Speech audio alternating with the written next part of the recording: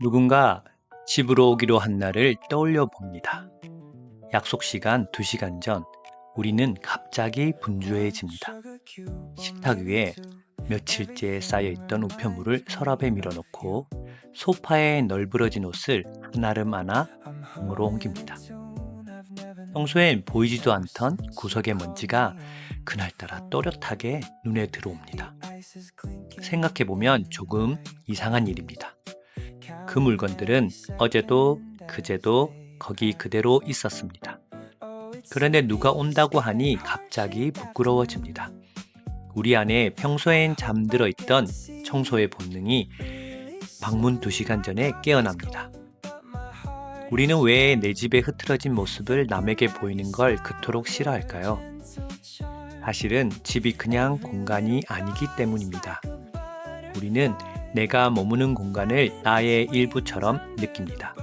그래서 어질러진 방을 보이는 건 정돈되지 못한 내 모습을 들키는 것처럼 느껴집니다. 오늘 이 이야기를 끝까지 들어보시면 2가지를 얻게 되실 겁니다. 하나는 우리가 그토록 무언가를 버리지 못하는 진짜 이유입니다.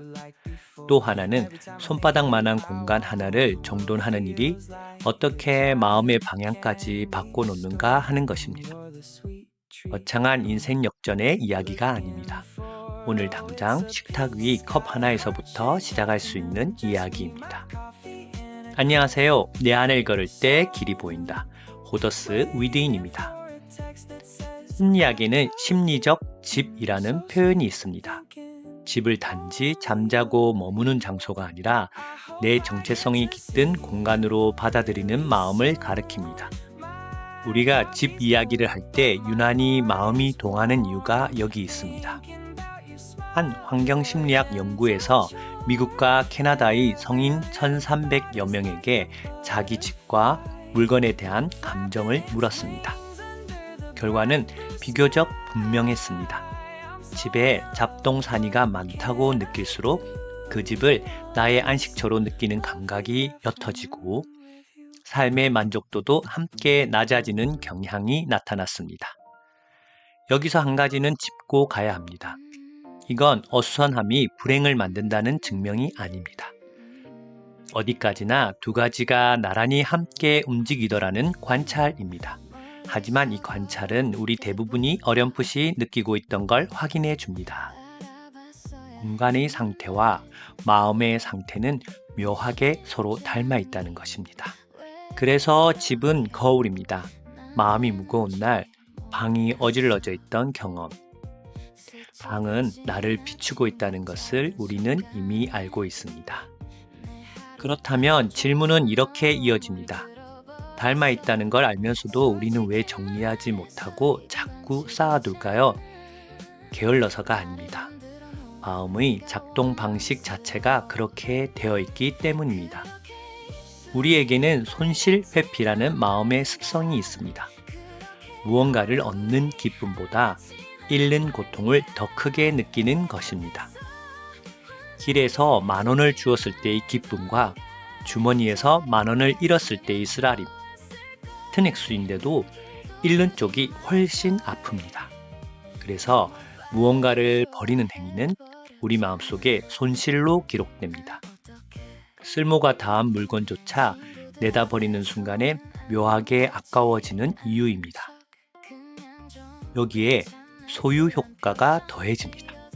일단 내 것이 되고 나면 그 물건이 실제보다 더 귀해 보이는 현상입니다. 가게에 놓인 머그컵은 그냥 컵인데 몇 년을 함께한 내 머그컵은 값을 매기기가 어려워집니다. 그래서 우리는 마법의 주문을 외웁니다. 언젠가 쓸 것 같아서. 빈 상자, 빈 병, 어디에 쓰는지도 모를 케이블 한 무더기. 집집마다 이런 언젠가의 상자가 하나씩 있습니다. 그리고 그 언젠가는 대체로 오지 않습니다. 정직하게 말하면 그 상자를 다시 여는 날은 보통 이사하는 날이 됩니다. 여기에 미루는 마음까지 겹칩니다. 버릴지 말지 정하는 그 작은 판단 하나를 자꾸 뒤로 미루면 물건은 결정되지 못한 채 그 자리에 그대로 쌓여갑니다. 잡동사니란 사실 아직 내리지 못한 결정들이 눈에 보이는 형태로 쌓인 것입니다. 못 버리는 건 의지가 약해서가 아닙니다. 마음이 원래 그렇게 설계되어 있어서입니다. 이 사실 하나를 아는 것만으로도 정리 못하는 자신을 향한 자책은 조금 가벼워집니다. 이제 가장 중요한 이야기를 할 차례입니다. 공간이 마음을 비춘다고 할 때 우리는 보통 한 방향만 생각합니다. 마음이 어지러우니 방이 어지럽다. 안이 밖으로 드러난다는 것이죠. 그런데 거울에는 반대 방향도 있습니다. 마음은 곧바로 손대기가 어렵습니다. 오늘부터 평온해지자. 꼭 결심한다고 해서 마음이 평온해지지는 않습니다. 그런데 공간은 지금 이 순간 손댈 수 있습니다. 그리고 손을 대면 그 변화가 다시 마음 쪽으로 되돌아옵니다. 이걸 뒷받침하는 단서들이 있습니다. 시지각 연구에 따르면 눈앞에 동시에 놓인 것이 많을수록 뇌는 그것들을 걸러내느라 더 많은 일을 합니다. 한 번에 처리할 수 있는 정보의 양에는 한계가 있어서요. 그래서 시야가 어수선하면 우리도 모르는 사이에 조금씩 더 피로해집니다. 또 어떤 연구에서는 자기 집을 스트레스 받는 공간으로 묘사하는 사람일수록 하루 동안 스트레스 호르몬의 리듬이 덜 건강하게 흐르는 모습이 관찰됐습니다. 표본이 작은 관찰이라 안정은 조심스럽지만 방향은 우리가 몸으로 이미 아는 것과 같습니다. 그래서 작은 정돈이 회복의 시작이 됩니다. 심리학에는 자기 효능감이라는 말이 있습니다. 나는 이걸 해낼 수 있다는 감각입니다. 삶 전체는 도무지 손쓸 수 없게 느껴지는 날에도 식탁 위의 컵 하나는 지금 제자리에 둘 수 있습니다. 이불 한 장은 지금 갤 수 있습니다. 그 작은 해냄이 잃어버렸던 통제감을 조금씩 돌려줍니다. 내가 내 세계의 한 귀퉁이를 다스릴 수 있다는 감각을요. 그러니 무기력한 날일수록 거대한 결심은 잠시 내려놓으시길 바랍니다. 집 전체를 갈아엎겠다는 다짐 말고 서랍 한 칸, 책상 한쪽 귀퉁이, 그거면 충분히 시작입니다. 그런데 비움은 결핍이 아닙니다. 여기서 우리는 흔히 오해합니다. 비우면 허전해지고 부족해질 거라고요. 실제는 그 반대인 경우가 많습니다. 몇 해 전 한 정리 예능에서 배우 신혜라 씨의 집이 공개된 적이 있습니다. 거의 비어있다시피 한 현관, 텅 빈 듯한 냉장고, 화장대조차 없는 방.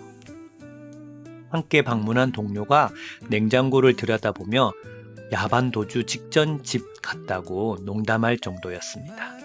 신혜라 씨는 트로피 2개만 남기고 거의 다 정리했다고 했습니다. 가지고 있으려 하면 끝이 없다. 물건은 줄이는 게 핵심이다. 흥미롭게도 여러 연구를 종합해보면 이런 선택이 단지 깔끔함의 문제가 아니었습니다. 23개의 실증 연구를 검토한 결과 자발적으로 덜 갖기를 택한 사람들이 오히려 삶의 만족이 더 높은 경향이 일관되게 나타났습니다. 다만 여기엔 분명한 조건이 있습니다. 핵심은 스스로 택했을 때라는 것. 어쩔 수 없이 강요된 결핍과는 전혀 다른 이야기입니다. 왜 그럴까요? 우리 마음에는 2가지 필요가 있습니다. 하나는 내가 스스로 고르고 있다는 자율의 감각이고, 다른 하나는 내가 이걸 잘 다루고 있다는 유능의 감각입니다. 비움은 이 둘을 동시에 채워줍니다. 무엇을 곁에 둘지 내 손으로 고르고 내 공간을 내 뜻대로 다스리니까요. 그래서 덜어낸 자리는 텅 빈 공간이 아니라 정말 소중한 것에 집중할 여백이 됩니다. 비움은 잃는 일이 아닙니다. 무엇이 나에게 정말 소중한지를 내 손으로 고르는 일입니다. 오늘 거창한 변화는 필요 없습니다. 손님이 오기로 한 날에 집을 정돈하지 마시고 오늘은 나를 위해 딱 한 칸만 손대봅니다. 식탁 위의 컵 하나를 제자리에 둡니다. 서랍 한 칸을 비웁니다. 몇 년째 자리만 지키던 언젠가의 상자 하나를 오늘 내려놓습니다. 그 작은 행위는 단지 공간을 치우는 일이 아닙니다. 지금 이 자리에 머무는 나를 조금 더 정성껏 돌보는 일입니다. 공간이 나를 비추고 다시 내가 그 공간을 다듬고 그 사이를 오가며 마음은 조금씩 가벼워집니다. 오늘 내가 손댈 수 있는 가장 작은 한 칸은 어디일까요? 거기서부터 시작하면 됩니다. 저의 한 가지 바람이 있습니다. 여러분이 자신 안으로 깊이 뿌리내려 흔들리지 않는 단단함을 스스로 이루어 가시는 것입니다. どうして今日は少し遠く聞こえ